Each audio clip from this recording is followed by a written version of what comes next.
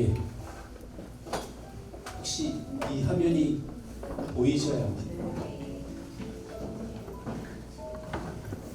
사실 한국 선교 역사 강의는 90분으로 다 할 수 없는 경우입니다. 그래서 그 많은 내용을 제가 이 짧은 시간에 하려면 굉장히 많이 빨라져야 하고 중요한 부분만 할 수밖에 없다는 것을 꼭 이해해 주시기 바랍니다. 제 강의를 제가 마음껏 할 수 있다면 저는 10시간 넘게 합니다. 실제로 그렇게 하는 것도 있고요. 그래서 그 부분을 90분으로 축약한다. 그래서 빨리 서론 없이 갑니다. 자, 우리나라의 이 복음의 역사라고도 얘기할 수 있는데, 자, 여러분 우리나라는 주변 국가보다 훨씬 복음이 늦게 들어온 나라입니다. 중국은 1807년, 일본은 1859년. 이 연도는 선교사가 들어간 연도예요. 네. 여러분 이 조선이라는 나라는 한참 늦게 와요. 자, 여러분 먼저 중국과 일본의 복음이 들어가니까 우리나라의 복음에 들어오는 과정을 봤더니 중국과 일본의 영향을 지대하게 받더라고요. 자, 그래서 잠깐 중국 얘기할 건데 모리슨이라는 분은 중국 1호 선교사님이에요. 이분이 지금 마카오라는 지역에 선교사로 가셨고 어렵게 중국어 배워서 최초로 중국어 성경을 번역하신 분이기도 해요. 자, 요분의 영향을 받고 여러분 홍콩에 주사역을 했던 귀출라프라는 분이 오셨는데 요 귀출라프는 우리나라도 오셨어요. 자, 이름을 플레임을 쓰게 합니다. 칼 귀출라프. 영어권은 아니에요. 이분은 유택의 독일 사람이었어요. 자, 이 귀출라프가 어떻게 우리 조선에 왔느냐 잘 보십시오. 홍콩에서 배를 타고 산둥반도로 갔다가 일본을 가려고 그랬어요. 이분이 계획이에요. 근데 중간에 풍랑 만나 우리나라에 떠밀려 들어옵니다. 이분이 타고 왔던 배가 처음 도착한 곳이 지금 북한 땅 장산곶입니다. 장산곶. 여러분 장산곶 바로 밑에가 백령도예요. 사실 이 배가 이렇게 해안가를 통해서 남하하는데 배가 정박한 곳은 충청남도 고대도라는 섬이었대요. 여러분 고대도를 모르실 것입니다. 고대도 옆 섬이 유명한 섬이 하나 있습니다. 안면도입니다. 네, 안면이 있잖아요. 네, 바로 옆 섬이에요. 자, 이 고대도에서 내려가지고 포도 음료 재배법, 감자 재배법을 우리 민족에 알려주고 갑니다. 그리고 감기약도 처방해주고 주기도문도 한글로 여러분 번역해주고 가셨어요. 자, 그래서 요 선교사님이 마음껏 조선에서 그렇게 조선 민족을 만나서 복음을 전하고 싶었는데 우리나라 왕으로부터 추방명령을 받습니다. 그래서 이분이 떠나면서 썼던 일기입니다. 전능하신 하나님께서 세국 정치를 거둬 이 땅에, 이 약속의 땅에 복음이 들어가도록 허락하실 것이다. 비록 나는 추방당하지만. 그래서 몇 년 전에 충청남도 고대도 섬에 이분 기념비가 세워졌습니다. 자, 그리고 이분 평생 중국 선교사의 삶을 살았어요. 그리고 여러분 홍콩에 가면 이분 묘지는 이렇게 있어요. 자, 여러분 이분이 죽기 전까지 무엇을 했느냐 봤더니 선교단체를 하나 만들어요. 여러분 유럽에서 파송받고 오신 분들이 이 동양권에서 선교 사역하기가 너무 어려웠대요. 왜냐하면 탁상 행정하고 필드 사역은 너무 안 맞는 거예요. 그래서 선교사들이 본인이 선교회를 새로 만들어 버리는 거예요. 그래서 본인이 선교회 대표가 돼요. 여러분 선교회 대표되는 거 어렵지 않아요. 하나 만들면 돼요. 여러분 이 단체에 파송받고 오신 분이 유명하신 분이 계셔요. 허드슨 테일러. 들어보셨어요? 허드슨 테일러도 나중에 본인이 선교회를 따로 만듭니다. 그게 중국 내륙 선교회, CIM이라는 선교회예요. 자, 여러분 제가 왜 이 얘기를 하냐면 이 허드슨 테일러를 통해서 영국의 수많은 청년들이 중국 선교사로 헌신합니다. 자, 그 과정 속에서 한 분이 헌신하셨어요. 그분이 토마스라는 분이었어요. 자, 이분은 결혼하자마자 신혼여행을 중국으로 떠나는 것으로 사역을 시작합니다. 자, 중국에 오자마자 사랑하는 아내가 3개월 만에 죽습니다. 여러분 생각해 보세요. 지금 젊은 나이에 결혼하자마자 우리의 모든 젊음을 선교지에 실제로 헌신하겠다고 떠났는데 오자마자 배우자가 죽은 거예요. 여러분 이건 너무 큰 충격입니다. 아내를 잃고 또 하나의 충격이 더 찾아와요. 이번엔 파송 기간은 런던 선교회였는데 런던 선교회 책임자하고 토마스하고 마찰이 생겼어요. 그래서 토마스는 더 이상 머물지 못하고 여러분 이 상하이 지역에서 떠납니다. 어디를 떠나지 자보세요. 연태라는 곳을 떠났어요. 자, 여기서 세관 업무를 보는데 우연히 우리나라 조선 사람 두 사람을 만납니다. 근데 그 두 조선이 천주교인이었어요. 자, 이 천주교인을 통해서 우리나라 정보를 듣습니다. 조선 땅에는 천주교 신자가 적지 않게 있다. 근데 개신교는 없어요. 왜? 선교사가 안 갔으니까. 그러면서 천주교 선교사는 여러분 어떤 정식 방법으로 갔을까요? 전혀 그렇지 않습니다. 몰래 미리국해서 포교를 했었어요. 대부분 프랑스 신부 선교사들이. 자, 여러분 우리나라에 이런 정보를 들었던 토마스는 작은 배를 타고 우리나라에 들어오셨어요. 1865년도에 들어와서 정탐하고 떠납니다. 이분이 왔던 곳은 백령도라는 섬도 있어요. 그래서 이런 백령도의 가장 오래된 교회가 토마스 기념교회입니다. 이 백령도의 특징이 하나 있어요. 백령도는 복음화율이 굉장히 높습니다. 여러분. 그리고 그 모든 교회가 다 우리 합동측 교회예요. 100%. 백령도보다 좀 더 높은 지역이 하나 있어요. 증도라는 섬은 성결교회예요. 다. 그래서 증도와 백령도 혹시 놀러 갈 일 있으면 테스트 해보세요. 아무나 보고 집사님 불러보세요. 다 쳐다봐요. 안 보는 몇 분이 계셔요. 권사님이세요. 그 정도로 복음화율이 굉장히 높다는 뜻이에요. 자, 토마스도 백령도를 실제로 그 당시 정탐하셨어요. 그리고 다시 중국 가서 이런 마음을 품어요. 내가 이 조선에 복음 전해보자. 그러려면 내가 이 민족 언어를 할 줄 알아야 된다. 그래서 우리 민족 언어를 배우셨어요. 열심히 배우셨어요. 근데 우리나라의 조선이라는 나라는요, 사실 선교사로는 갈 수 없는 나라입니다. 그래서 어떻게 하든지 가야 하는데 그런 상황 속에서 하나의 또 정보를 들었어요. 어떤 무역선이 조선에 무역을 하러 간대요. 그러면서 통역관을 모집한 거예요. 중국어, 영어, 조선어 다 할 줄 아는 사람. 이러면 토마스가 그 배에 신청해서 그 배 타고 66년도에 들어옵니다. 이분이 타고 왔던 이 배가 우리 국사책에도 기록이 되어 있다는 사실. 저너럴 쇼머너예요. 네. 여러분 이 배 타고 왔을 때 영국이 이런 편지를 썼어요. 아주 잔인하고 사악한 대학살이 최근 조선에서 일어났습니다. 그럼에도 불구하고 누군가 조선에 들어가 선교문을 여는 것이 중요함을 깨달아 제가 들어가기로 결정했습니다. 자, 아주 잔인하고 사악한 대학살은 병인 박해를 말하는 거예요. 1866년이 병인년이었고요. 병인년 정초부터 흥선대원 군은 본격적으로 이 천주교 신자를 색출해서 죽여버렸어요. 이 당시 죽은 숫자만 약 8,000명. 토마스는 이 사실을 알고 있었어요. 그래서 이 사건을 대학살이라고 표현했고, 그럼에도 내가 들어간다. 이게 무슨 말이냐면 나도 가서 그들에게 잡히면 죽을 수 있다. 그럼에도 내가 들어가는 것은 내가 누군가 들어가야 이 조선의 선교의 문이 열리기 때문이다. 그래서 나는 죽음을 각오하고 들어가는 거다. 그래서 이분이 타고 왔던 저널 소문호가 평양 대동으로 쭉 들어오는 거예요. 이 당시 평양 감사가 박규수라는 사람인데 사실 이분은 개화 사상이 있었어요. 그럼 문 열어줘야 되는데 절대 문 열어주지 않습니다. 박규수는 흥성대원군 라인이었어요. 그리고 자기 임의대로 문 열 수 없었어요. 지방 관리가. 우리가 허락하지 않았지만 저널 셔먼은 그거 무시하고 들어옵니다. 왜냐하면 이 셔먼호는 원래 군함이었던 배를 상선으로 바꿨던 배입니다. 그래서 대포가 아직 있었어요. 이게 겁날 게 없는 거죠.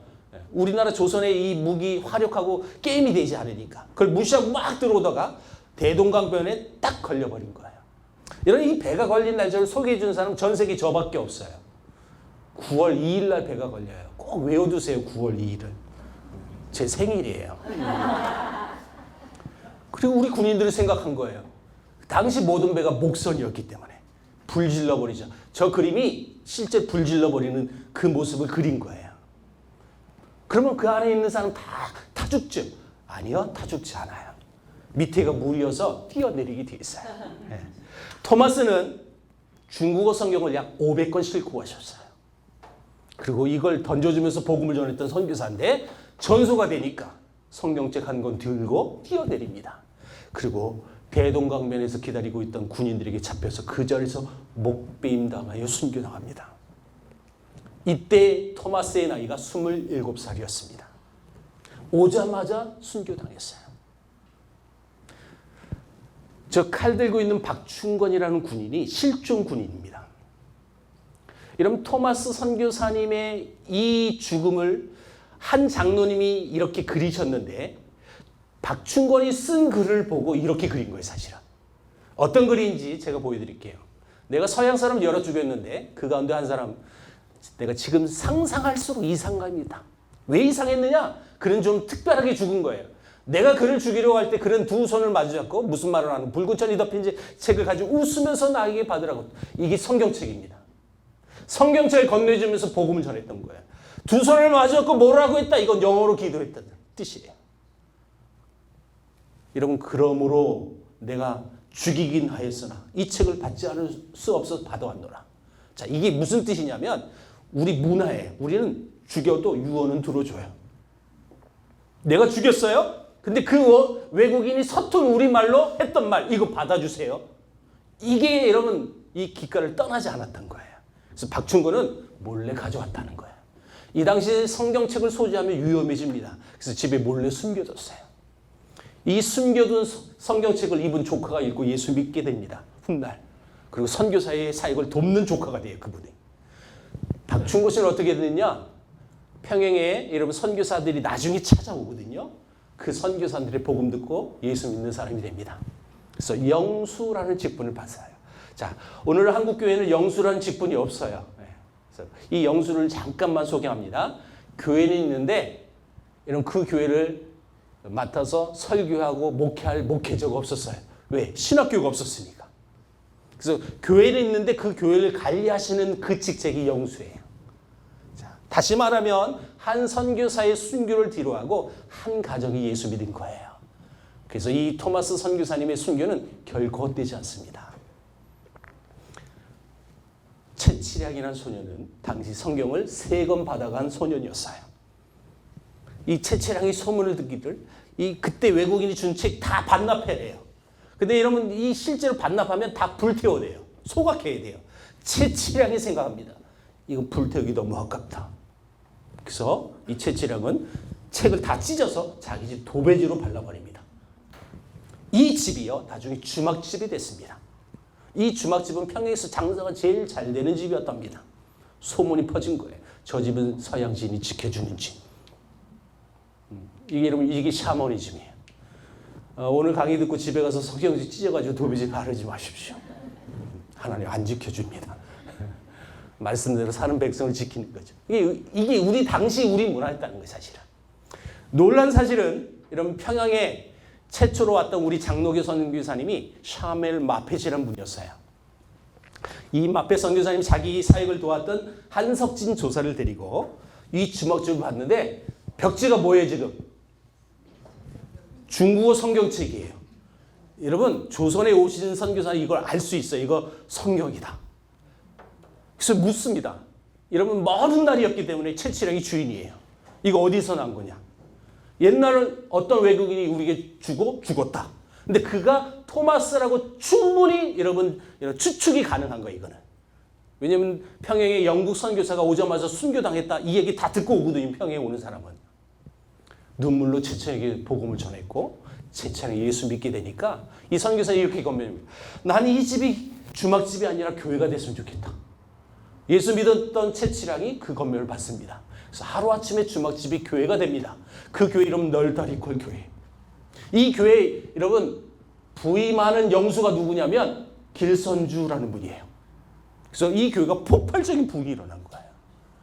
그래서 더 이상 이 주막집 교회에서 예배할 수 없어서 옆 동네에 교회를 굉장히 크게 건축했어요. 그 교회가 평양장대현 교회고 1907년 평양대회붕이 이 교회에서 일어난 겁니다. 여러분 우습게 보지 마십시오. 저기 꽉꽉 들어가면 2,000명 들어갔어요. 토마스 선교사님의 순교를 통하여 사실 평양대부흥도 이어졌다는 이 사실을 알 수 있다는 거예요. 여러분 이 예배당이 지금 있을까요? 평양에? 절대 없겠죠. 이 자리가 이렇게 되어 있습니다. 장대영 교회 예배당 터예요. 일부러 그 자리에 만든 거예요. 제가 탈북하신 분을 만난 적도 있거든요. 아주 자세히 소개해 주셨어요. 저 밑에서 절 안 하면 바로 죽어요. 그리고 요 인근에 이런 기념비가 세워졌어요. 미제 침략선 셔모노 격진 기념비. 열렬한 애국자이신 김웅우 선생을 비롯한, 저는 요 김웅우라는 사람이 누군지 몰랐어요. 근데 탈북하신 분이 알려줬어요. 김웅우는 김일성 할아버지랍니다. 김일성 할아버지가 셔먼을 불태우고 그 사람들 죽인 주동자라는 뜻으로 이 김일성 집안을 우상화하는 작업이에요. 이 기념비가. 이러면 이 기념비를 여러분들에게 보여드린 이유는 또 한 가지 더 있습니다. 자세히 보십시오. 9월 2일 이렇게 적혀 있습니다.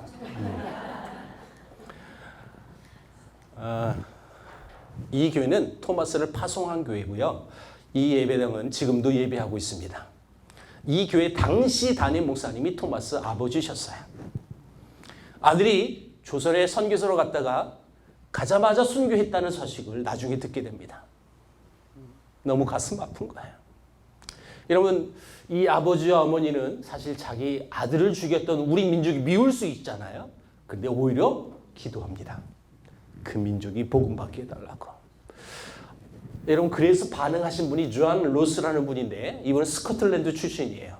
이 주안 로스가 토마스의 순교의 이야기를 듣고 우리나라로 바로 올 수는 없었어요.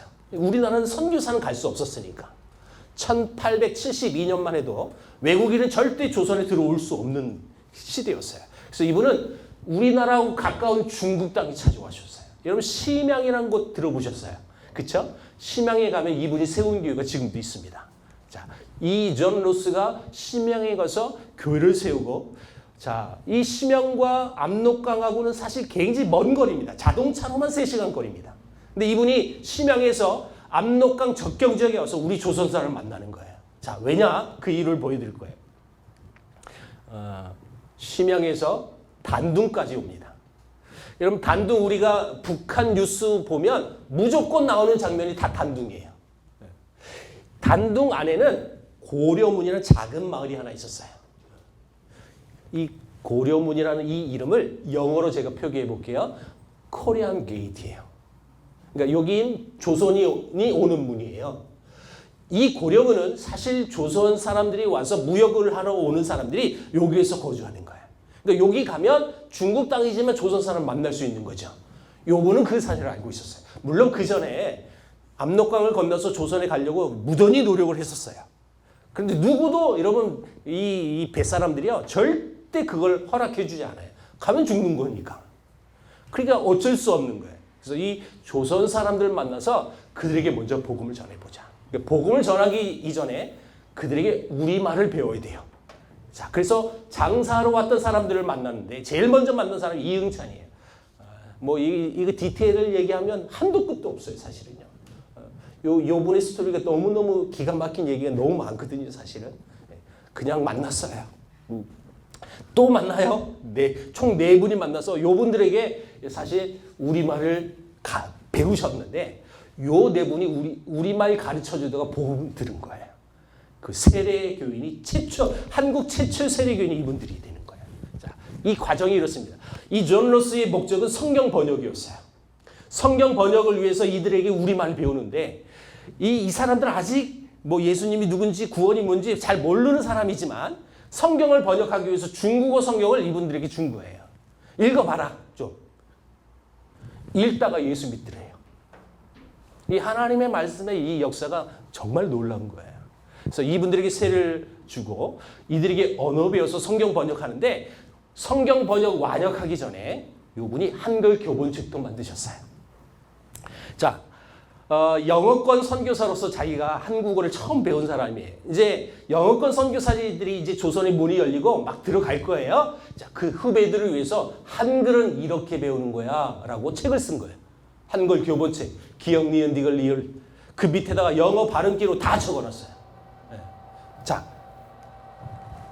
네. 여러분 이 간단한 단어를 보세요. 영어 you는 지금 you는 뭐라고 우리말로 표현해요? you. 너, 당신. 그죠? 자, 당시 우리말이에요. you는 너희. 동의어 님자래. 이게 you예요. 그들을 내 사람들. 가다라는 동사의 어근은 가. 어근. 이 어근의 어미가 변형되는데 조선말은 심각하게 변형된다. 가오가시가라 가소 가슴마 간너리 가소 가슴에 갔다. 어까지 변형이 된다. 이거 외워야 되는 거예요. will go 써놓고 갑덕가 가디 안 씁덕가. 여러분 자세히 보시면 이분이 표준을 배우지 않으셨다는 사실을 발견합니다. 제가 슬라이드 한 장 더 넘기는데 이분은 간단한 문장을 써놨습니다. 여러분 웃을 준비를 하셔야 합니다. 너를 믿지 못하겠다.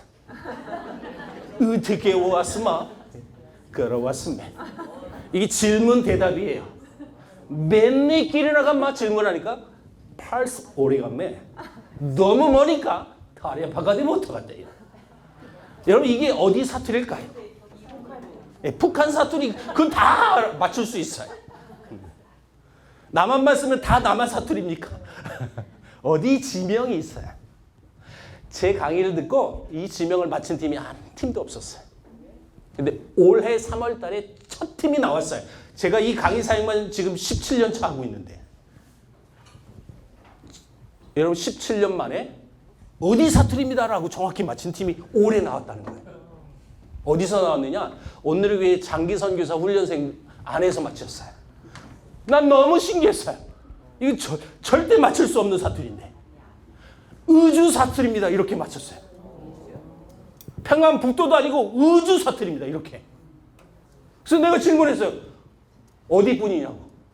조선족이셨어요. 정확히 그분은 지명까지 알더라고요.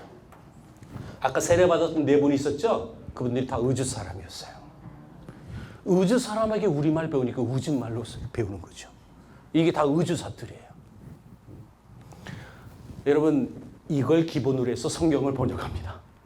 1882년 누가복음이 처음 인쇄가 됐어요. 그 다음 마태복음 하나하나 번역돼서 약 10년 만에 여러분 누가복음으로 시작했던 복음이 신약 성경 완역이 됩니다. 이게 1887년도에 로스 선교사님이 번역했던 로스역 이 신약 성경입니다. 이 성경은. 자, 요 분이 누구냐? 아까 세례교인 4명 중에 백홍준이라는 사람이 있었어요. 자, 이 백홍준은 한국 최초의 세례교인이면서 한국 최초의 장로님이십니다. 아까 그 성경책 예수 선교 전서를 여러분 영국 성서공회에 후원받아서 수천 권 찍어서 우리나라에 보내줬어요. 로스가. 그리고 이 성경책을 가지고 언더우드 선교사집 사랑채에서 특별한 예배를 드린 거예요. 한국 최초의 장로 임직 예배. 그러니까 이분이 최초의 장로님이 됐는데 그 교회가 지금 강화문에 있는 새문안교회라는 교회예요. 자, 그런데 이분은 또 하나의 최초의 타이틀을 갖고 있는데 한국 최초의 순교자라는 타이틀을 갖고 계세요. 자, 이유를 소개합니다. 백홍준은 처음 이 난동에서 선교사한테 복음 듣고 예수 믿었어요. 근데 이분의 복음의 열정은 남다르셨어요. 세월이 지나가니까요. 사실 그 선교사들이 번역해준 성경책을 가지고 조선에 가서 그걸로 전도하셨던 분인데 나중엔 국경수비대에서 모든 짐을 수색합니다. 성경이 발각되면 이제 죽는 시대가 되어버려요. 어떻게 해요? 성경을 들고 가야 복음을 전할 수 있는데 발각되면 죽고 여러분 같았으면 어떻게 하셨을 것 같아요? 죽으면 죽으리라. 그럴까요? 그런 사람은 거의 없어요. 왜? 발각되면 죽는데? 여러분 입장을 바꾸어 봐서 여러분 같으면 어떻게 해보시겠어요? 백홍준에게 하나님 지혜를 주시더라고요.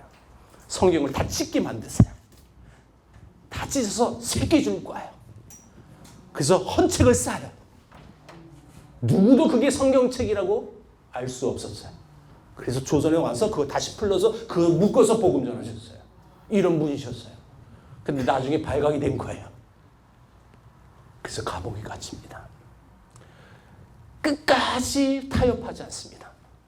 죽으면 죽으리라. 그 감옥에서는 그렇게 반응하면서 예수 그리스도를 배도하지 않고 고문당하면서 돌아가신 거예요. 그래서 한국 최초의 세례교인이면서 장로님이면서 최초의 순교자가 되시는 분이 백홍준 장로님이세요. 여러분 세문안교에서 2명의 장로님 되시는데 백홍준하고 서상윤이란 분이 같이 되셨어요. 이 서상윤은 이 아까 말했던 그 단둥의 고려문의 마을에 가서 사실 장사로 가신 분이었는데 전염병 걸린 거예요. 마침 의뢰 선교사님이 이분을 치료해 줬어요. 그 계기로 이분이 예수를 믿고 자기 동생도 전도했어요. 그래서 이 형제가 같이 예수 믿은 거예요. 자, 문제는 백홍준처럼 국경에서 걸린 거예요. 감옥에 갇힙니다. 가만히 있으면 백홍준 장로님처럼 순교당할 수밖에 없는 그런 상황이었어요. 근데 하나님의 은혜가 임합니다. 간수 중에 이분들 친척이 있었답니다. 그래서 새벽에 몰래 풀어주고 말 두피를 준비해서 이분들 도피시켜 준 거예요. 이 분들도 다 의주 사람이 있는데 황교도 마을에 조그만 마을에 숨어지면서 그 마을 사람들에게 전도하면서 숨어 지냈어요. 그래서 그 마을 사람들이 10여 명이 예수를 믿기 시작합니다. 그래서 그 마을에 한국 최초의 교회가 세워진 거예요.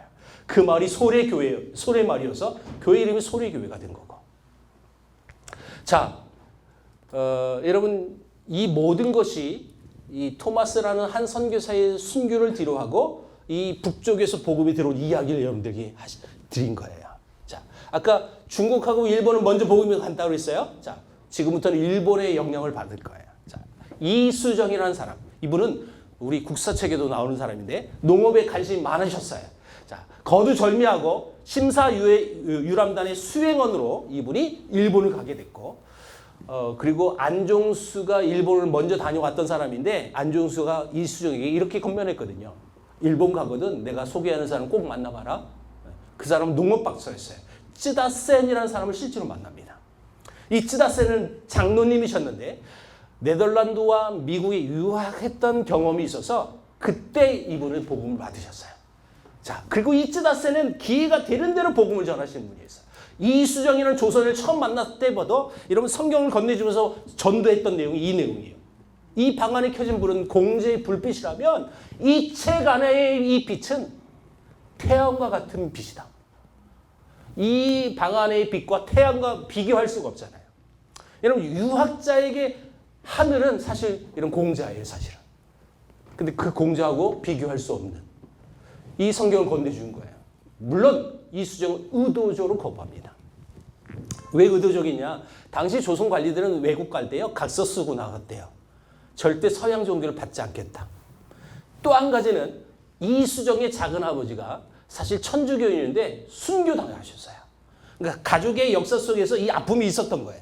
그러니까 이수정은 의도적으로 거부할 수밖에 없어요. 그러나 여러분 이수정의 마음이 열리기 시작하는 것은 한문 성경을 받아온 거예요. 사실 서양 종교를 굉장히 안 좋게 생각해요. 유학자들은요. 왜?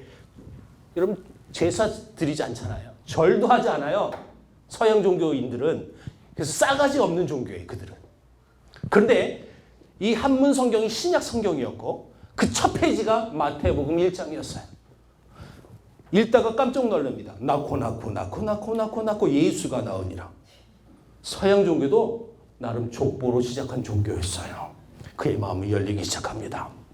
그리고 산상수훈의 말씀에 여러분 이분이 마음이 확 무너지고 그렇게 거부했던 이수정도 예수 믿습니다. 예수 믿고 여러분 놀라운 일들을 펼치는데 사실 일본에 있었던 미국 선교사님의 이수정의 꿈 얘기를 미국에 보내기 때문에 이수정의 꿈 얘기가 지금 140년이 지난 지금 이 시점에도 우리가 알 수 있게 되어져요. 이수정이 꿈 얘기를 할리 르미스에게 얘기해 준 거예요. 그는 그거 듣고 미국에 편지 쓴 거고. 자, 이수정 어느 날 꿈을 꾸었습니다. 키가 큰 사람과 작은 사람이 책으로 가득한 보따리를 가지고 있는 것을 보고 이수정 그 책들이 무엇이냐고 물었습니다.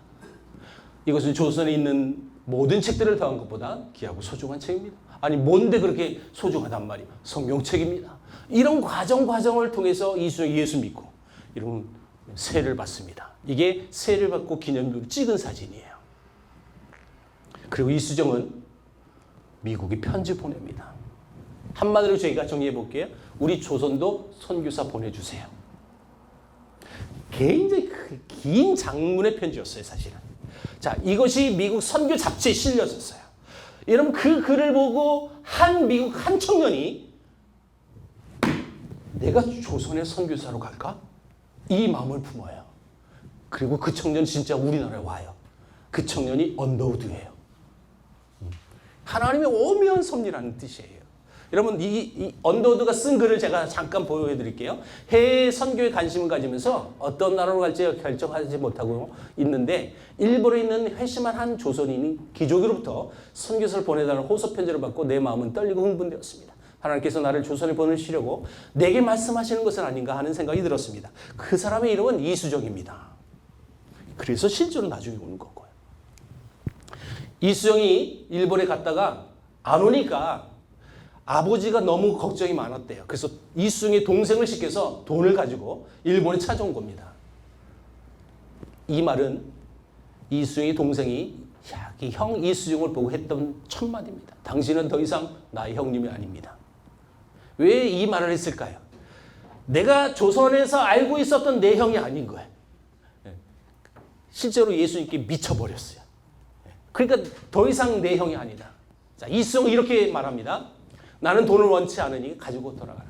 같이 가고자 하는 네 소원엔 동의할 수 없다. 왜냐? 난 여기서 매우 중요한 일을 해야 하기 때문이다. 그게 뭐냐면 성경 번역이었어요. 예수 믿은 지 얼마 안 된 초신자였지만 이수정은 일본에 와서 예수 믿고 바로 성경 번역합니다. 자, 그래서 제일 먼저 번역한 성경이 마가복음이라는 뜻이에요. 자, 여러분 저 마가라는 글자를 한번 보세요. 천국에서 마가가 저 뜻을 알았다면 굉장히 기분 상했을 거예요. 저놈이 나를 말로 썼어요. 이게 무슨 얘기냐면 그냥 소리 나는 대로 그냥 한자를 써버린 거예요. 그리고 그 한자 옆에다가 한글을 토를 달아요. 그래서 이걸 현토 성경이라고 부르는 거예요. 나중에 이것이 기본이 돼서 순우리말로 여러분 성경을 번역하기 시작합니다. 순우리말 주기도문이에요.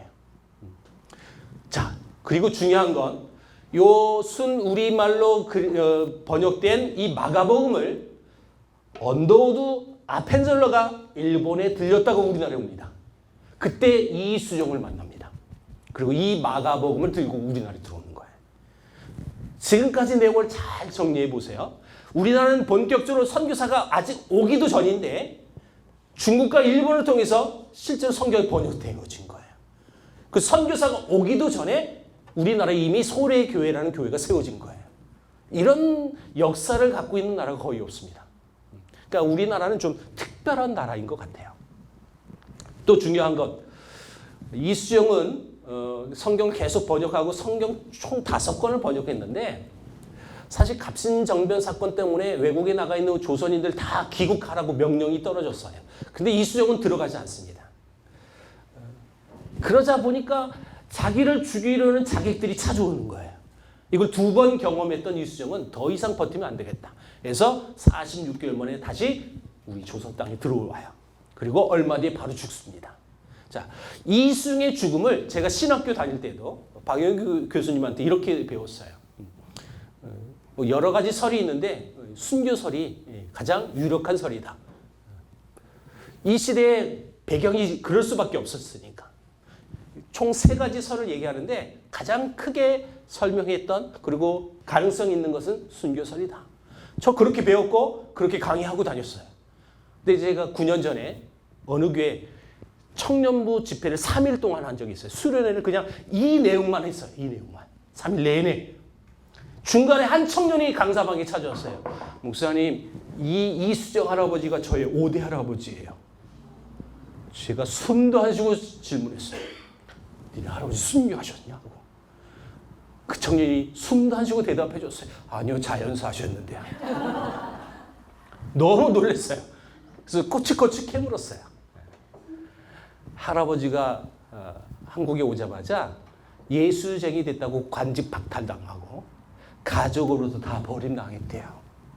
그럼에도 불구하고 끝까지 가족 붙들고 복음을 전하셨는데 듣자 하니 심장마비로 급사하셨더라고요. 그래서 이수정 씨는 순교하지 않았어요. 제가 이번에 우리 교단에서 청장년 멸례가 저 경주에서 있어서 제가 강의하러 갔었거든요. 제 강의 들었던 한 장로님이 자기 그 지역에선 이수정 순교 기념관을 지으려고 지금 준비하고 있다고. 그래서 제 강의 듣고 깜짝 놀라셨어요. 폐지해야 되겠다고. 순교당하지 않으셨어요. 많은 설이 있어요. 그래서 이수정을 연구하는 사람도 지금도 많이 있고요.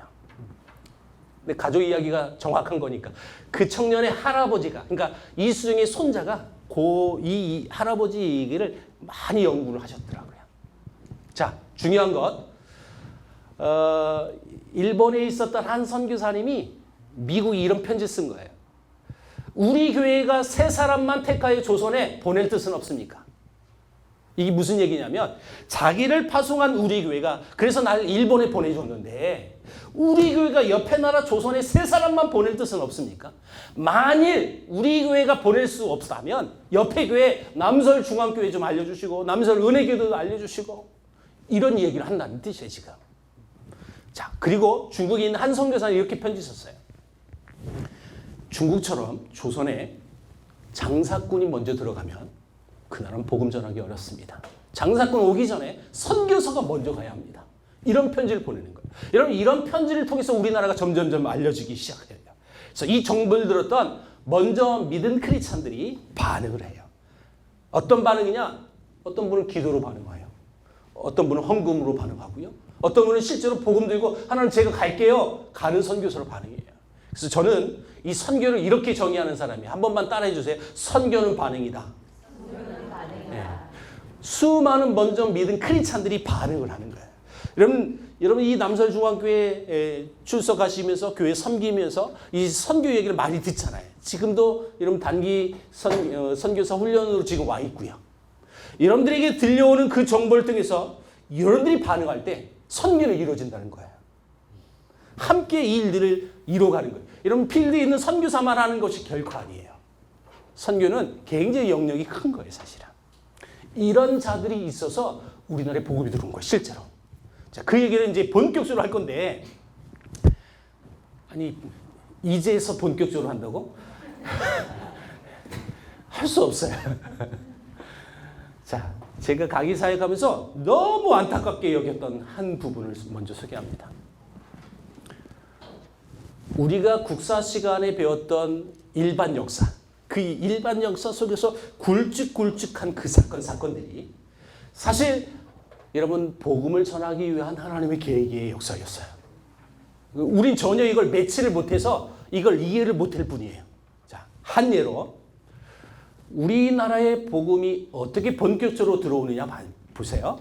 1882년 조미 수호 조약이 맺혀집니다. 이 조약은 국사 시간에 불평등 조약이라고 가르칩니다. 지금도. 왜 불평등이냐? 미국의 강력한 힘으로 우리를 억압해서 사인해서 사인한 거예요. 그러니까 불평등이다. 일반 사과는 맞아요. 그 평가가. 자, 그런데 이 과정 속에서 선교사가 오는 거예요. 왜?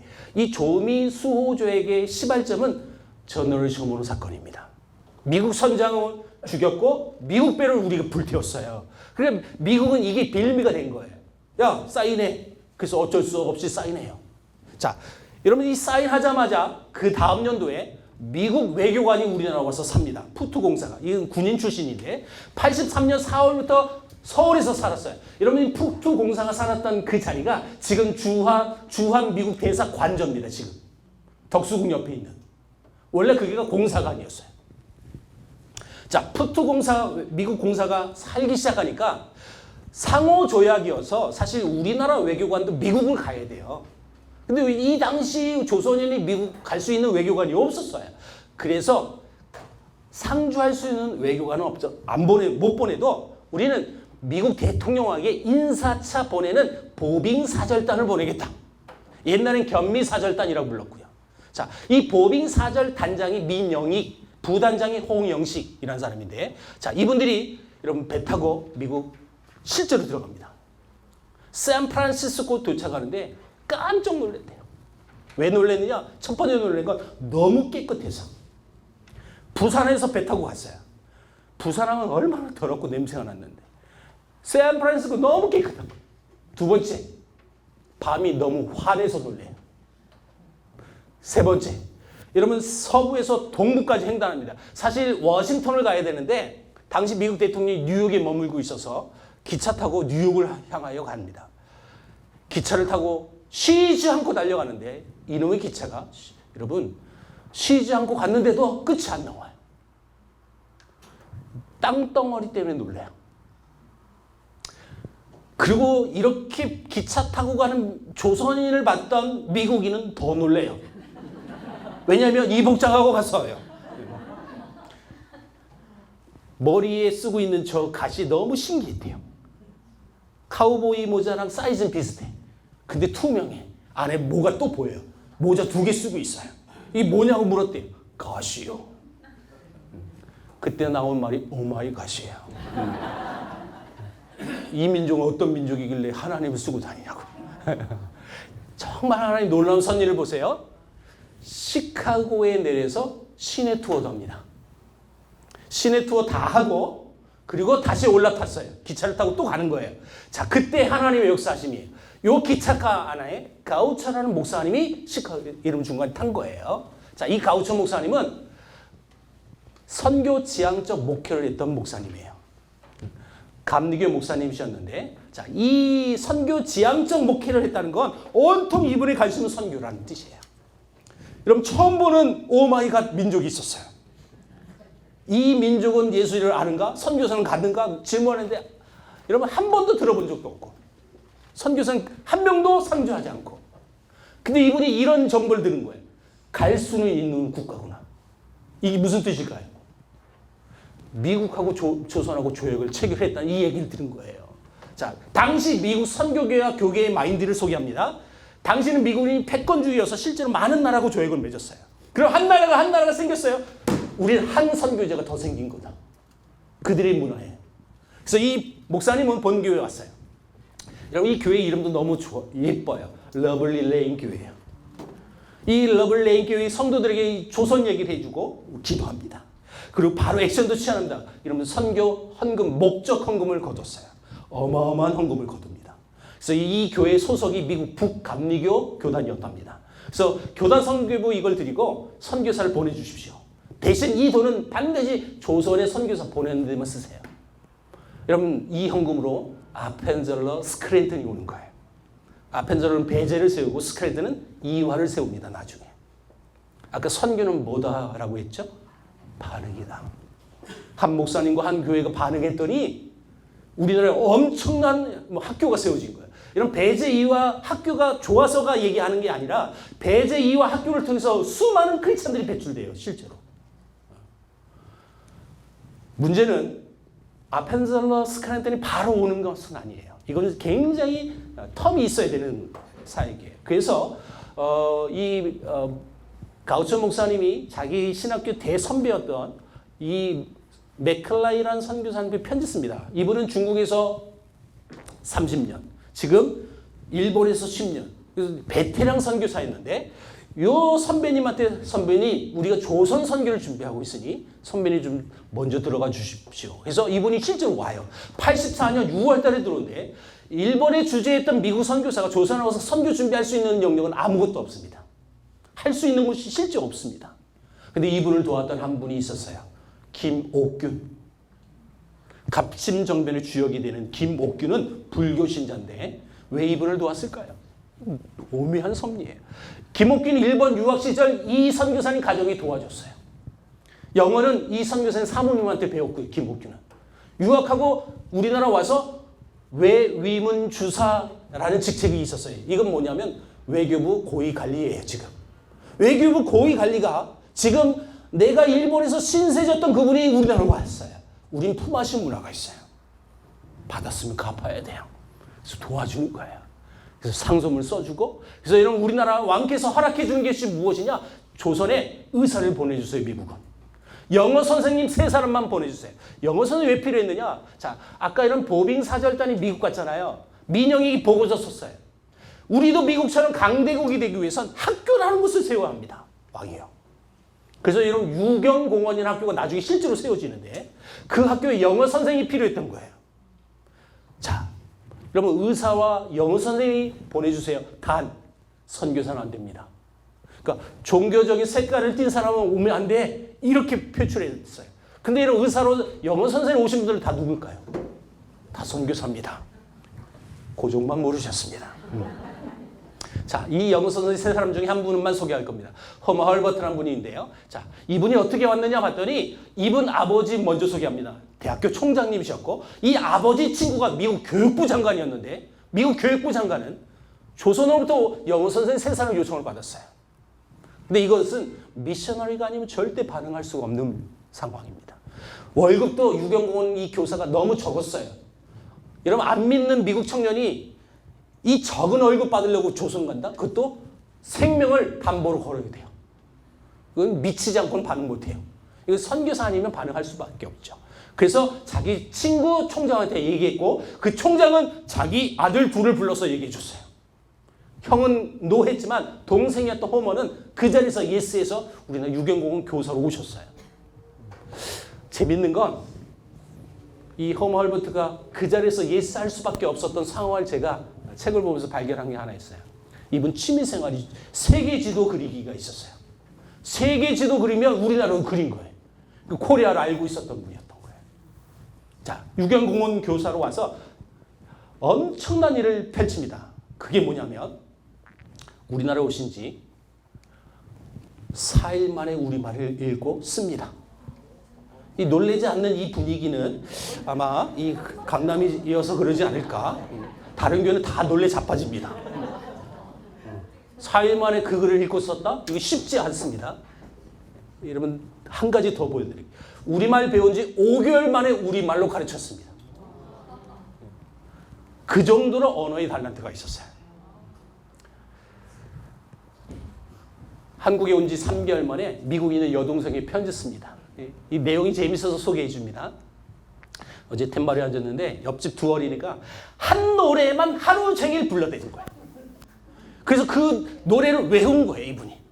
그래서 그 노래 외운 거를 악보를 그려서 미국이 여동생이 보내준 거예요. 이 악보가 우리나라 최초 아리랑 악보가 된 거예요. 아리랑 악보 최초의 제보자가 헐버트라는 선교사예요. 그리고 유경공원에서 가르치는데 너무 안타까운 걸 발견했어요. 이 조선인들이 자기들의 국문인 한글을 갖고 있어요. 그런데 지식인들은 절대 한글을 쓰지 않아요. 나 좀 배웠어. 그러면 한문 써야 되는 거예요. 그래야 유식한 사람이에요. 한글을 쓰는가 동시에 무식한 사람이에요. 그래서 이분은 한국에 온 지 3개월 만에 한글 최초 교과서를 만드십니다. 여러분 한글 최초 교과서 만드신 분은 미국인입니다. 놀라운 사실. 그래서 이 교과서의 서문을 보면 내용이 이거예요. 제가 정리를 하면 이거예요.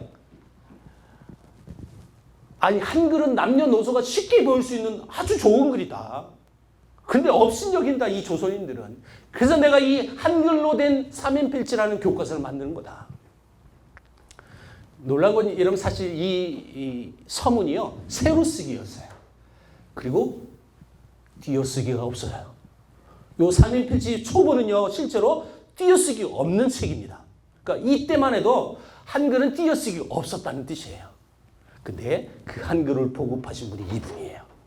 제가 한마디로 정리할게요. 이분 제자가 주시경 선생입니다.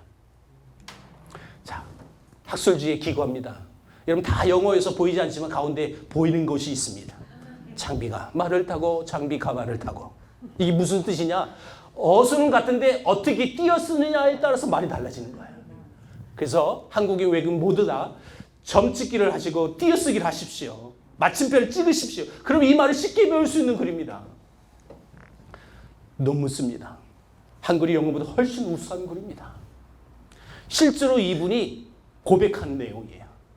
본인이 우리말을 배울 때 야, 이 글은 너무너무 과학적으로 잘 만든 글이다. 어떻게 이 철저히 소리 글자로 이렇게 만들었을까? 이건 정말 과학적인 글이다. 그래서 본인이 쉽게 빨리 배우기도 했고 우리나라 오신 지 2년 만에 동사 일람표도 만드시는 분인데 그럼 보통 분은 아니었어요. 제가 남은 시간만 2분 이야기를 다 해도 할 수가 없어요. 그래서 확 넘어간 거예요 지금. 을사늑약 이런 을사늑약과 이 부분하고 또 관계가 있어요. 을사늑약 체결되기 직전에 고종께서 헐버트를 불렀어요. 일본이 지금 심상치 않다.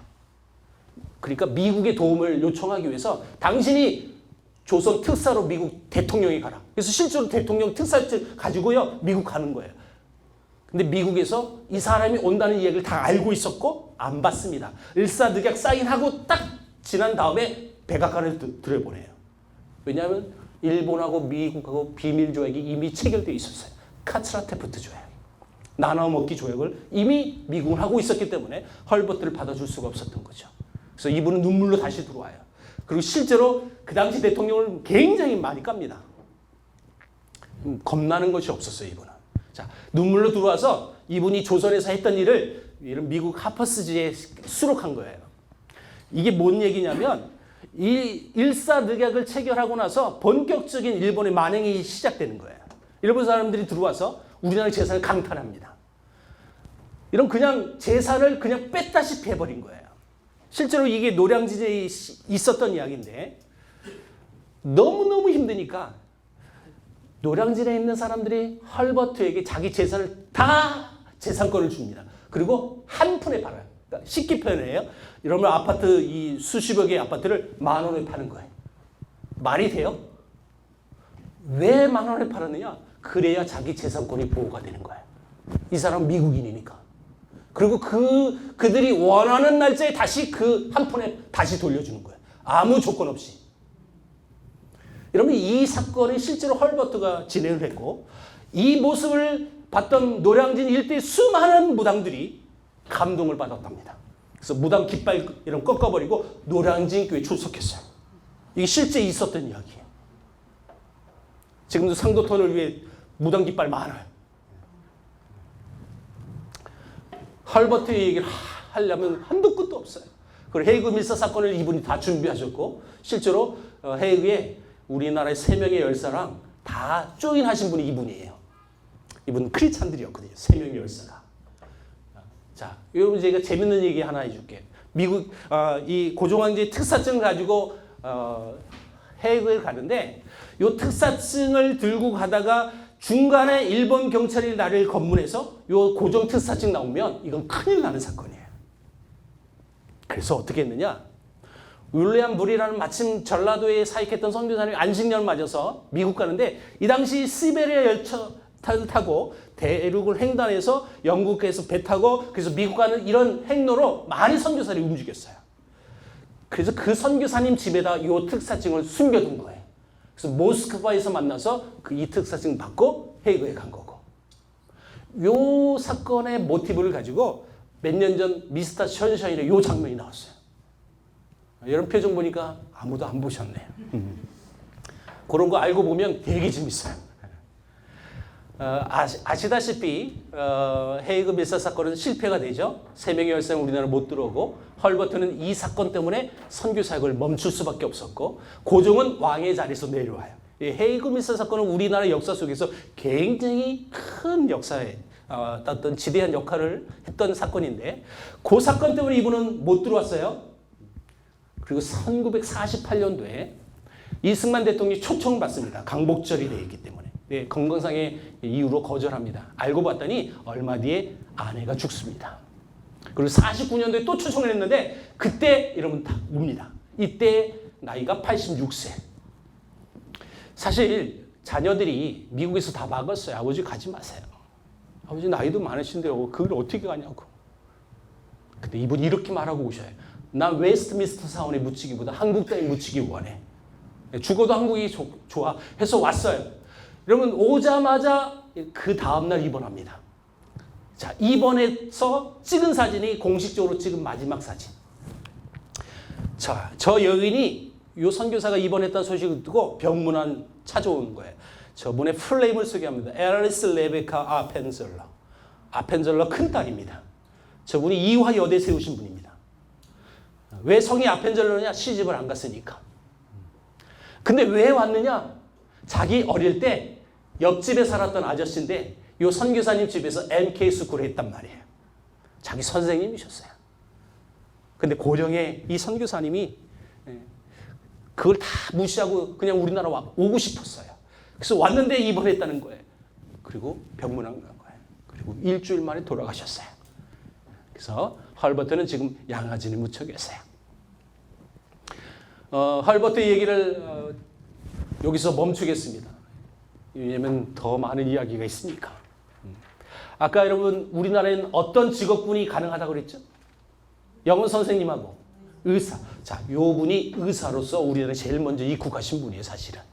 자, 이분이 알렌이란 분인데 사실 중국 상하이에서 미국 북장로교 파송을 받고 의료 선교사로 팀 사역을 했던 분인데 잘 안 맞았나 봐요. 자, 그래서 우리나라에 들어오셨어요. 1884년 9월 20일 날 와서 우리나라 미국 공사관에게 딜합니다. 난 선교사니 당신들 무료로 치료해 줄 수 있다. 대신 내게 외교관 타이틀 줘라. 미국 공사관도 너무 좋았어요. 왜냐하면 우리나라엔 서양병원이 없었던 그런 나라였기 때문에 미국인들이 아프면 어떻게 합니까? 서양 의사가 자기들 무료로 치료해 준다는데 외교관 타이틀 그냥 주면 되는 거예요. 이런 그게 잘 맞아서 다시 중국 가서 아내와 아이를 데리고 10월 26일 날 조선에 와서 살기 시작합니다. 이분이 살기 시작한 것이 한국 선교의 시작점이에요.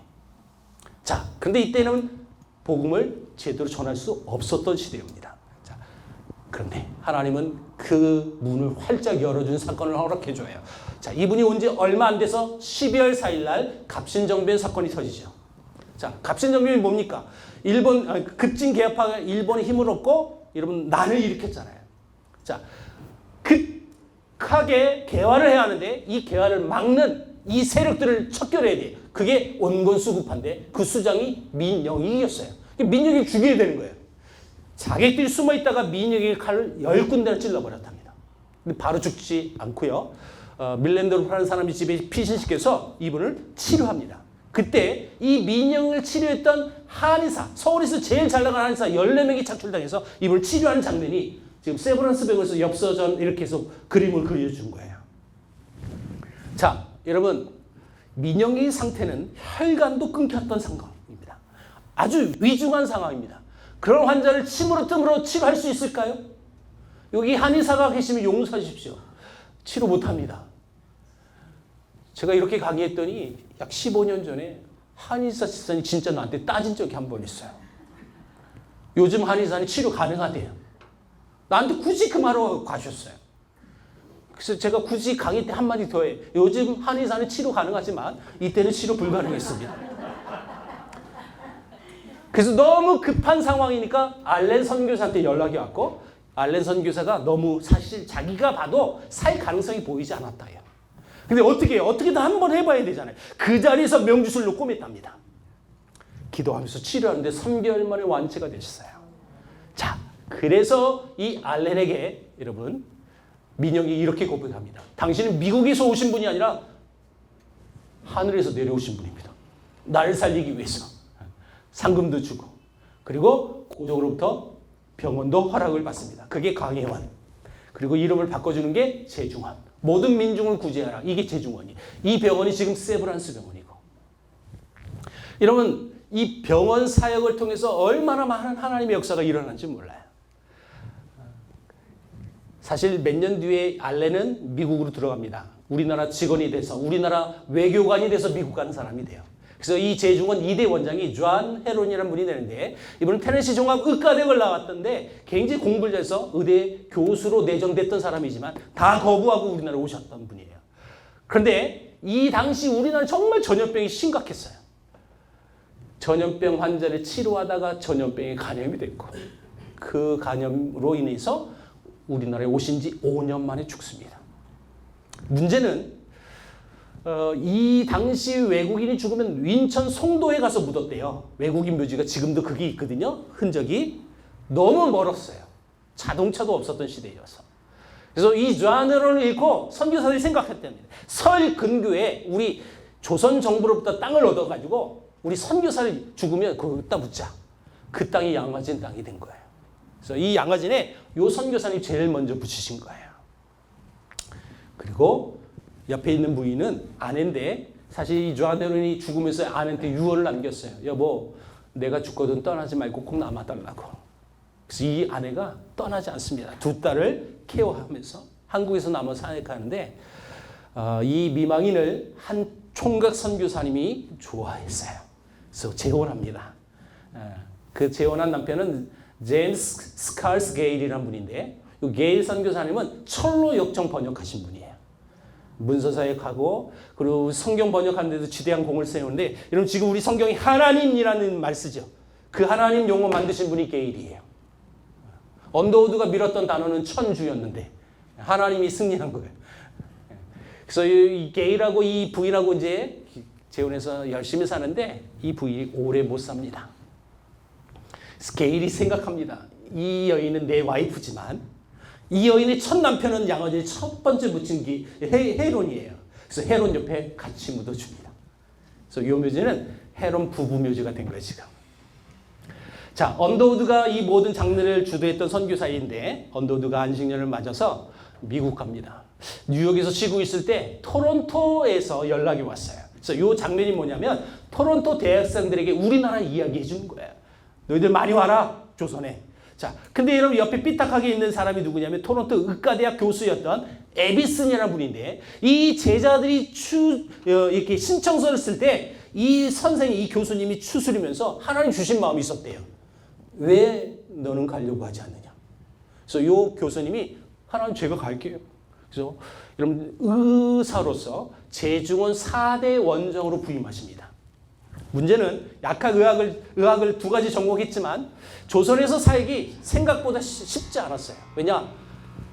이 병원 건물 자체가 양반집이에요. 어떤 양반집이냐? 아까 여러분 홍영식 이름 나왔었어요. 홍영식은 급진 개합합니다. 근데 홍영식은 이런 갑신정변 때 죽임을 당했어요. 그 가족도. 그래서 그 집을 뺏어서 만든 집이 재중원이에요. 이 재중원 자리가 지금 헌법재판소 자리예요. 그래서 헌재에 들어가면 여기가 재중원 자리라는 표식이 나와요. 그런 조선인 집에서 여러분 의술을 마음껏 펼칠 수가 없는 거예요. 현대 시설이 구비가 되어야 한다. 그래서 이분이 안식년 가서 많은 분들에게 메시지를 전합니다. 카네기홀에서 메시지 전했고 여러분 이 메시지 들었던 한 거부가 헌금해 줍니다. 저 거부는 세브란스라는 분이었어요. 세브란스가 지금 돈으로 환산하면 1,000억을 헌금해 준 겁니다. 예, 다른 교회 가면 다 놀래는 제 1,000억을 별로 놀래지 않는 이 분위기, 예, 저에게는 익숙치 않습니다. 여러분 이 후원자의 이름으로 세브란스 병원이 만들어지는 거예요. 이게 서울역 건너편에 이렇게 지어졌어요. 자, 이걸 지금 이 건물 없습니다. 이 건물 허물고 지금은 연세대학교 빌딩이 세워졌어요. 그럼 이전했다는 거죠. 신촌 세브란스 병원. 왜 신촌으로 갔을까? 언더우드 선교사님이 사실 학교 사역을 했는데 이게 고원부터 시작한 학교예요. 이 고원 학교가요. 발전해서 나중에 칼리지, 미국 편지처럼 조선 크리스천 칼리지. 저는 그래서 CCC라고 부르는데 이게 연희 전문대학이 돼요. 연희 전문대학하고 이 세브란스 병원에 세브란스 의학교를 세웠어요. 근데 두 학교가 다 같은 교단이에요. 미국 북 장로교. 그래서 이 두 학교를 합병한 겁니다. 연희연, 세브란스. 그래서 연세대 옆으로 이사 간 거고. 이 연세대 교훈이 진리가 너희를 자유케 하리라. 언더우드가 만든 교훈을 그대로 지금도 쓰고 있지만 교훈만 그렇습니다. 이 학교는 제가 제 개인적인 소견이지만 미션 스쿨이라고 지금은 볼 수 없는 학교입니다. 하나님이 없습니다. 이 학교 역사 기념관 가시면 인류 창조는 진화론 그려놨습니다. 여러분 이게 하나님 없는 학교잖아요. 그러면 연세대가 지금 그렇게 됐어요. 제가 얼마 전 그럼에도 불구하고 연세대 앞에 어떤 교회에 개척한 교회가 있어서 메시지 전해달라고 요청해서 갔는데 제가 큰 도전받고 왔어요. 일부러 연세대 앞에 개척했대요. 근데 그 교회는요 주일 예배 끝나면 오후에 이 캠퍼스 가서 다 전도하고 있더라고요. 참 귀한 교회더라고요. 제가 우리 교단인데 인사동에 있는 승동교회라는 교회를 소개하고 싶어요. 원래 이 승동교회는 지금 인사동에 있는 교회가 아니라 지금 소공동에 있는 롯데호텔 자리가 원래 이 교회 자리였어요. 이 선교사님 교회 생각하면서 그 인근에 백정들이 살고 있어서 백정의 아들 6명 데리고 가서 학교를 해야 해요. 이게 백정학교가 된 거예요. 근데 어느 날 백정의 아들이 이 선교사한테 찾아와서 이렇게 부탁해. 우리 아버지 좀 살려주세요. 아버지 백정이 전염병 걸려서 집에 쓰러진 거예요. 이 무어는 목사님이에요. 그래서 의사 선교사를 데려갑니다. 에비슨 제중원 원장을 데리고 가는 거예요. 제중원 원장이 백정집을 치료합니다. 자, 여러분 제중원 원장이면서 이분의 겸직이 하나 있었어요. 고종 황제의 시의. 그러면 어이라는 말이에요. 어이께서 누구 집에 간 거예요? 백정집. 그것도 4번이나 갔답니다. 이걸 어이없는 사건이라고 부릅니다. 가서는 큰일 납니다. 조선 어이는 가지도 않지만 만약에 갔다면 죽습니다. 왜냐하면 백정은 사람이 아니에요. 백정은 사람이 아니어서 우리처럼 이름이 없었어요. 성도 여러분 실제로 사람 대우를 받지 않아서 인구 셀 때 백정 숫자는 빼고 세요. 사람이 아니니까. 백정은 진짜 짐승이었어요. 근데 그 짐승 같은 존재를 어이께서 가서 치료해 준 거예요. 제일 어이없는 사람은 백정이었어요. 저분이 어이인데 왕을 만진 손이 나를 만졌어요. 이건 황송무지예요. 그래서 똑같은 증상을 갖고 있는 다른 환자보다 훨씬 빨리 나버립니다. 그래서 이 교회를 출석합니다. 이 승동교회를. 근데 이 교회는 양반들이 출석하고 있었어요. 양반들이 이 무어 선교사한테 따집니다. 어떻게 백정놈이 이 안에 들어올 수 있느냐고. 당장 내쫓으라고. 그때 이분이 우리 하나님 앞에 모두가 평등하다 라고 외쳤더니 양반들이 교회를 나가버리는 거예요. 문제는 이 교회가 나중에 불이 나버립니다. 그래서 어쩔 수 없이 나갔던 양반 교회하고 합병이 됩니다. 그리고 먼 훗날 장로님을 이 교회에서 피택합니다. 백정 출신이 나오고 양반 출신이 나오는데 양반 후보군 가운데에는 왕손도 있었습니다. 왕손. 왕손은 손이 큰 사람이 아니에요. 사실 이분이 조금 더 일찍 태어났으면 고종의 자리가 이분 자리였어요. 근데 늦게 태어나는 바람에 왕이 못 되신 분이에요. 굉장히 어떤 촌수로 따지면 높으신 분인데 그분도 나온 거예요. 그분하고 백정하고 같이 장로 피택하는데 정말 지혜롭지 못했어요. 한 분만 피택했어요. 누군가 떨어져야 돼요. 백정이 되셨답니다. 이 백정 아이의 아버지 박성춘이라는 이름이 생겨져요. 그럼 그 떨어진 양반은 어떻게 됐을까요? 목사님이 되셨습니다.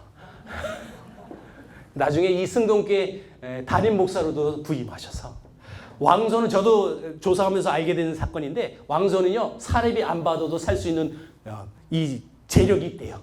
그래서 실제로 승동교회에 부임하면서 사례비 안 받고 가난한 성도들 돕고 그 사역을 참 멋지게 하다 가시더라고요. 이 무어 선교사님이 그 전도했던 백정하고 그날부터 여러분 했던 일들이 무엇이냐면 백정 해방 운동이었어요.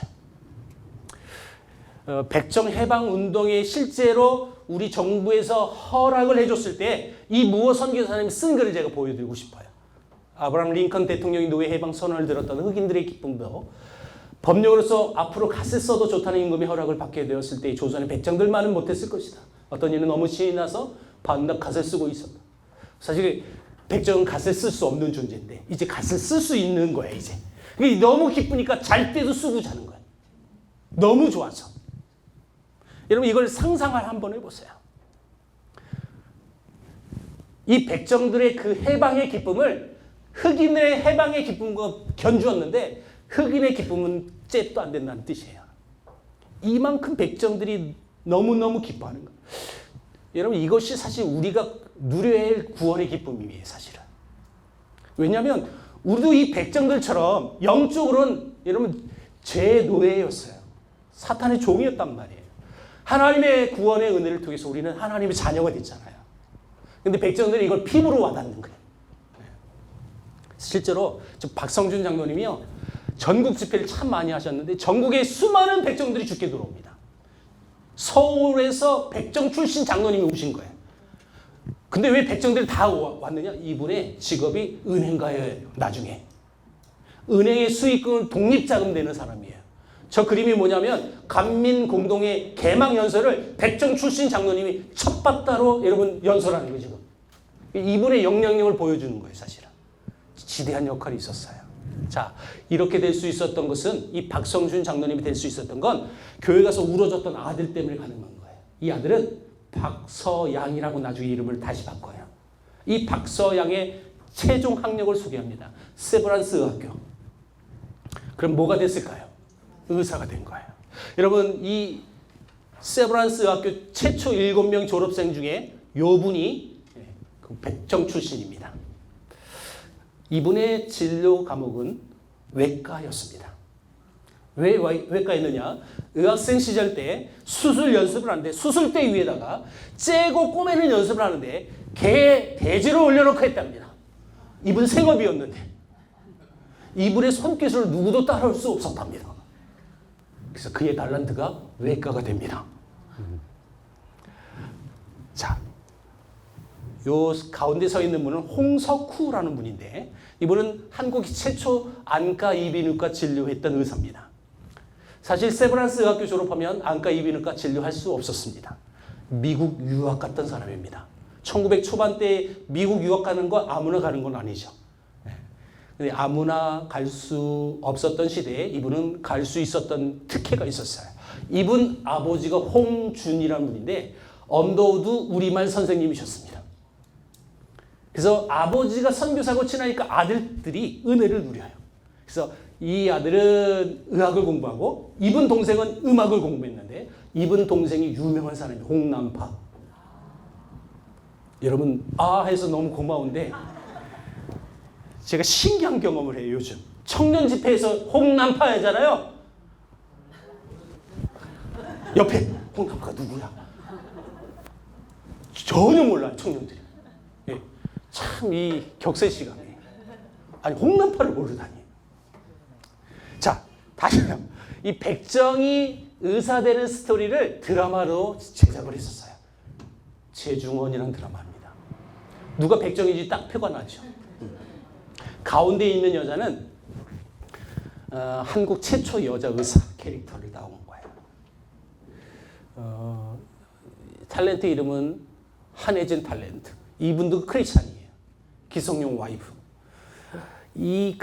요 캐릭터를 실제로 어떤 여자가 의사 되는 스토리를 이 드라마에서 믹스한 거예요. 그러니까 둘이 원래 커플이 된 건 아니고 드라마에서 이렇게 만들어 놓은 거예요.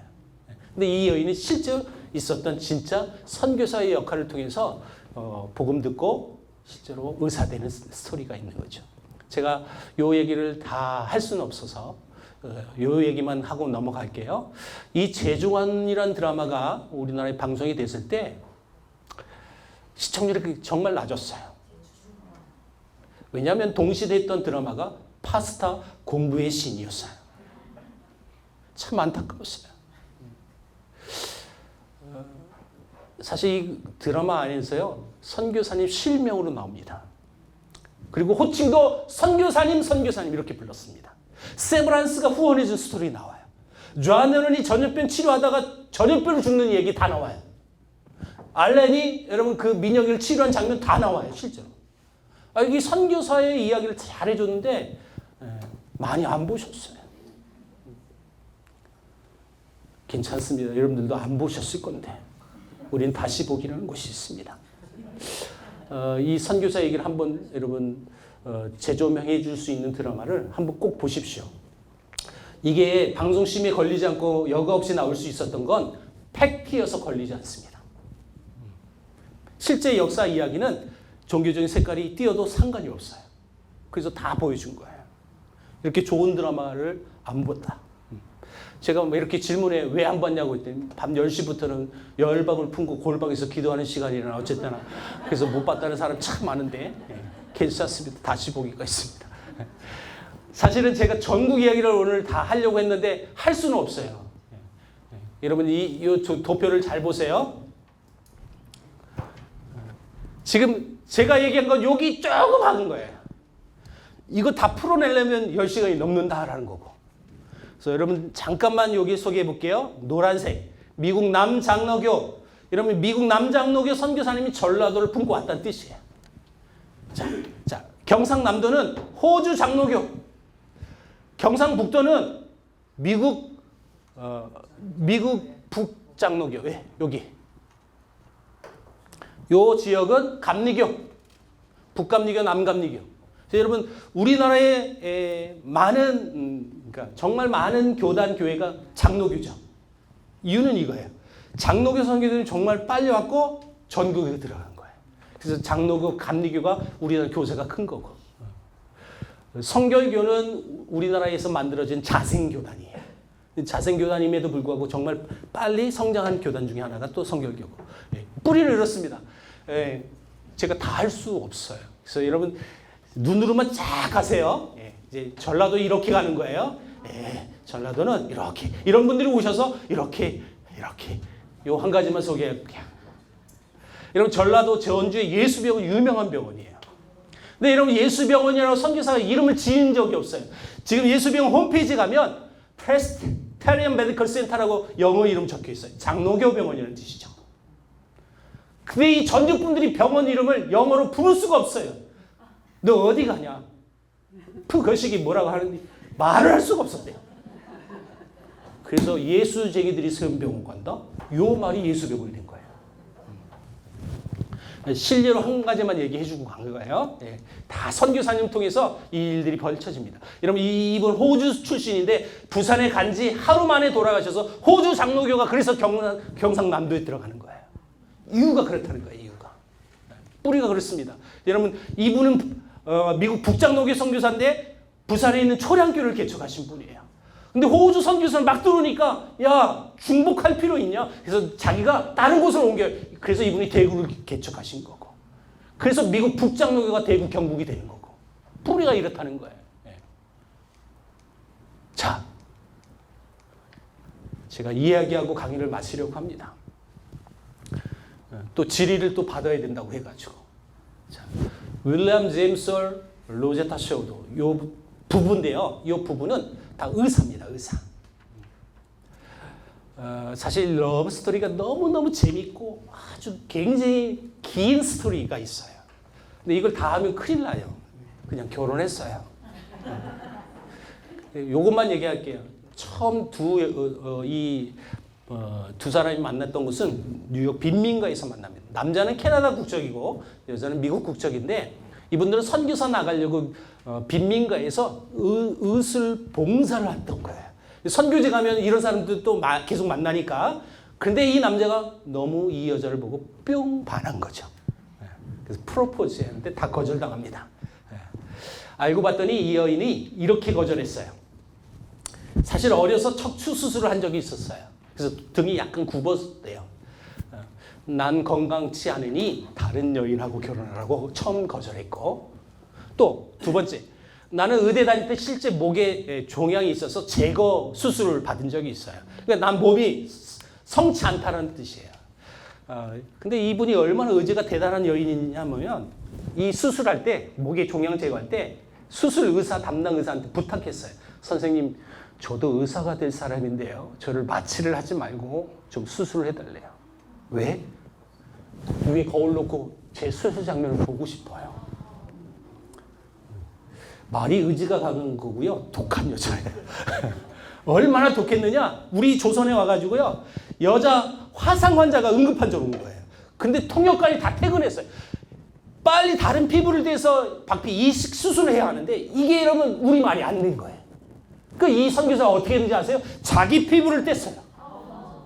그래서 화상 입은 곳에 이렇게 더 몸으로 보여준 거예요. 독한 여자죠. 이 여인을 사랑할 수밖에 없었어요. 근데 계속 거절당한 거고. 왜 끝까지 거절했느냐? 이 여인은 미국 여자 선교회에 지원했어요. 여자 선교회가 아픔이 하나 있었답니다. 여자 선교사를 선교지를 보내잖아요. 희한한 일이 벌어져요. 몇 년 뒤면 다 잡혔었어요. 왜냐? 거기 가서 남자 선교사 만나서 결혼해버린 거예요.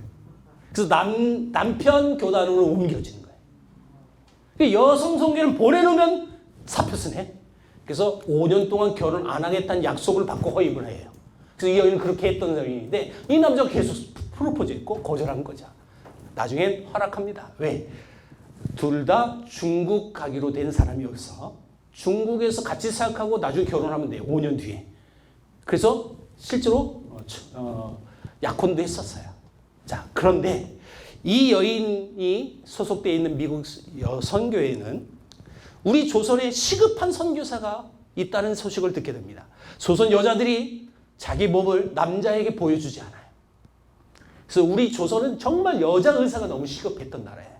그걸 소식을 들었던 이 선교회는 직권으로 중국에서 조선을 바꿔버린 거예요. 몇 월 며칠 당신 조선 가시오. 통보를 해버려요.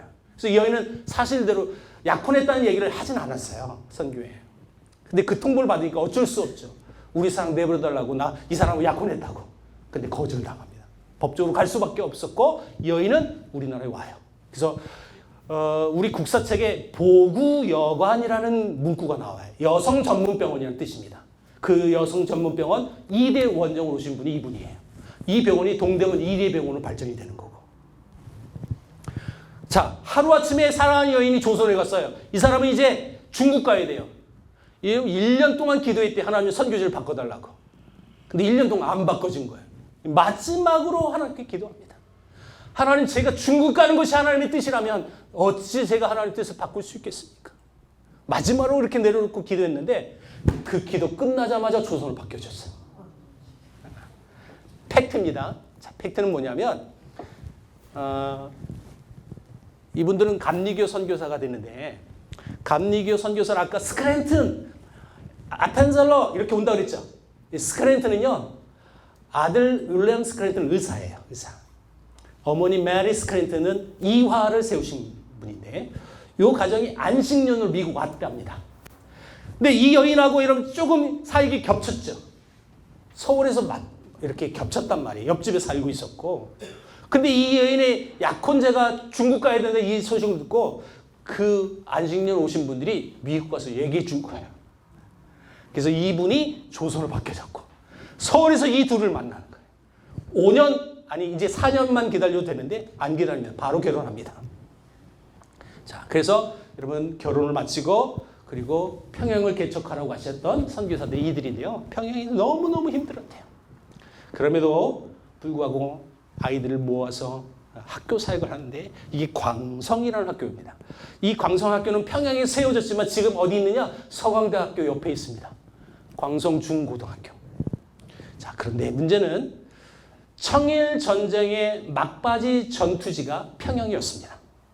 그래서 선교사는 다 서울로 피난 내려왔고 전쟁이 끝났다는 소식을 듣고 아빠 선교사님만 3분만 올라가요.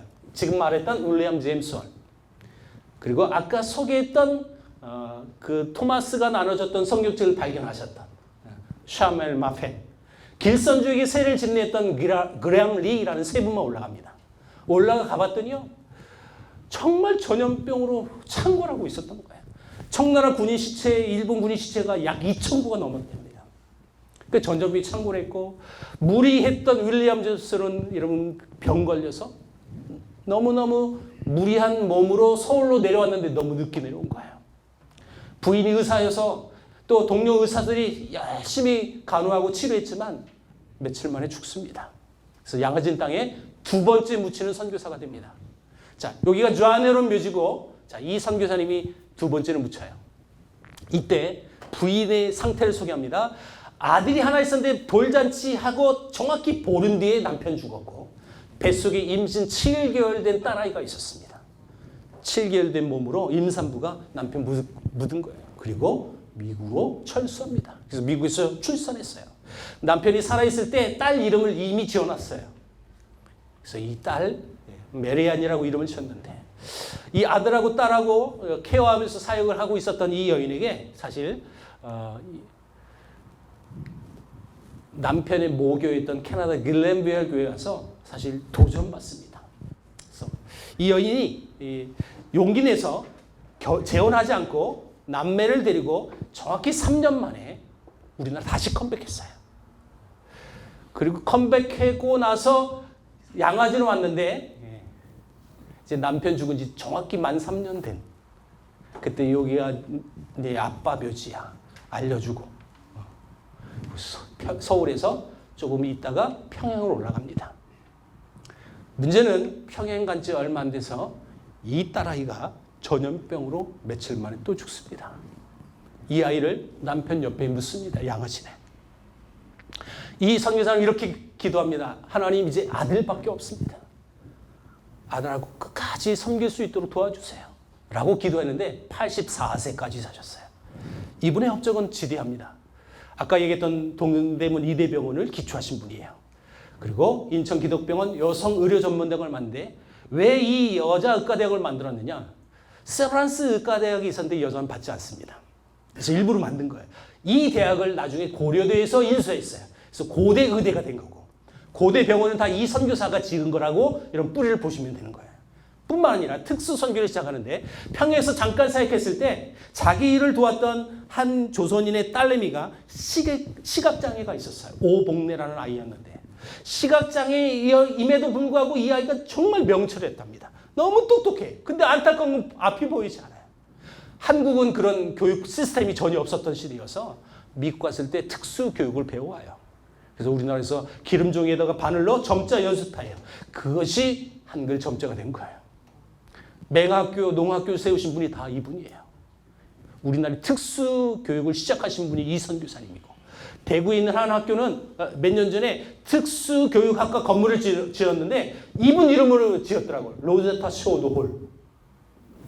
또 성이 홀이어서 이게 또 라임이 맞아요.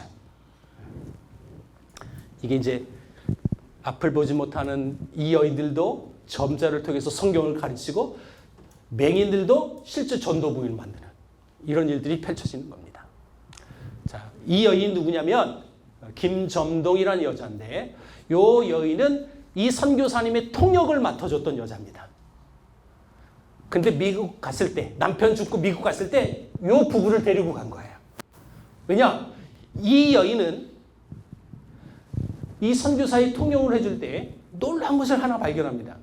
이 선교사님이 진료받는 사람이 안 믿는 자다. 그럼 반드시 그분은 복음을 전해요. 영어로. 그럼 자기가 그 영어 듣고 우리말로 복음을 전해요. 근데 그 조선이 다 예수 믿어요. 아, 이 의술이 이렇게 복음을 전하기 좋은 거구나. 그 꿈을 알게 됐고, 그 꿈을 알던 선교사님은 이 남자 소개해서 결혼식해서 미국 보내는 건데, 같이 가는 건데, 이 남자가 또 누구냐면 죽은 남편의 첫 열매이기도 해요. 박유산이라는 사람은 신분이 낮았어요. 그래서 미국 가서 열심히 공부하는데 이 남편이 참 멋있는 분이에요. 막노동으로 자기 부인을 의과대학 수업료 된 남편이거든요. 네, 몇 년 만에 결핵으로 걸려서 볼티모어에 현재 묻혀 계세요. 이 여인은 끝까지 공부를 다 마치고 돌아오는 한국 최초 여자 의사고, 요 캐릭터가 아까 한혜진 캐릭터가 이분이에요. 근데 이러면 실존 사진하고 비교는 하지 마세요. 많이 달라요. 미국 가서 찍었던 사진이고. 문제는 요 분이 아들이고 이 딸은 이제 한국 와서 죽죠. 요 아들은 나중에 의사가 되는데 이모라고 불렀고 이모부인데, 이모부는 미국에서 죽었어요.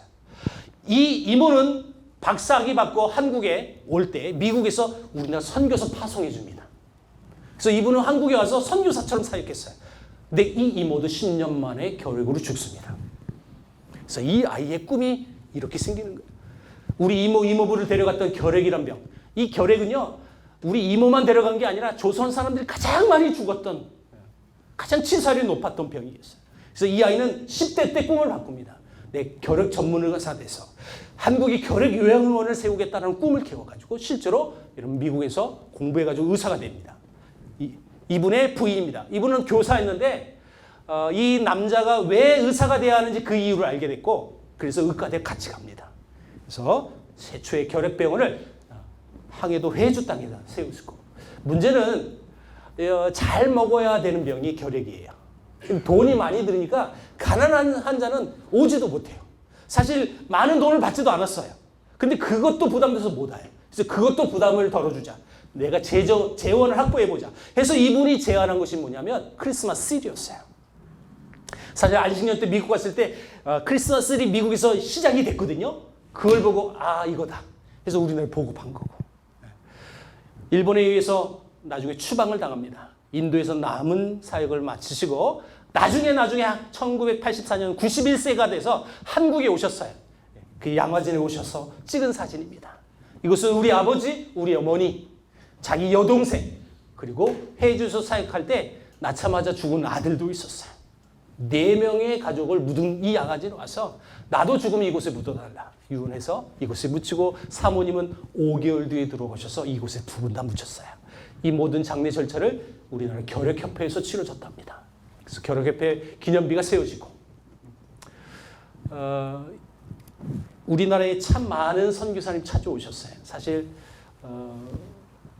아까도 얘기했지만 제가 다 풀어낼 수 있는 시간대가 아니어서 아주 조금 아주 핵심적인 것만 여러분들에게 말씀을 드렸습니다.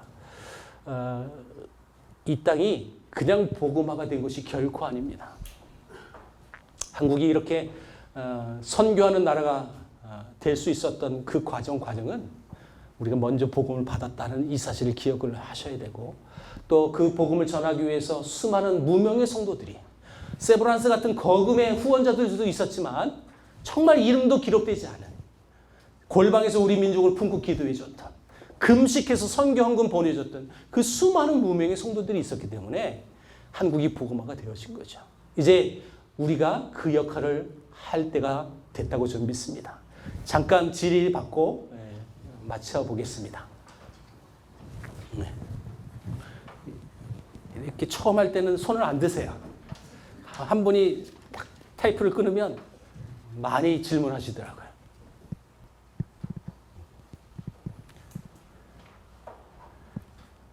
없으십니까?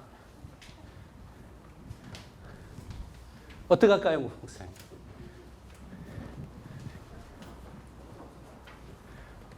네. 이 질문이 없다는 건 2가지 중에 하나입니다. 잘했거나 죽 썼거나.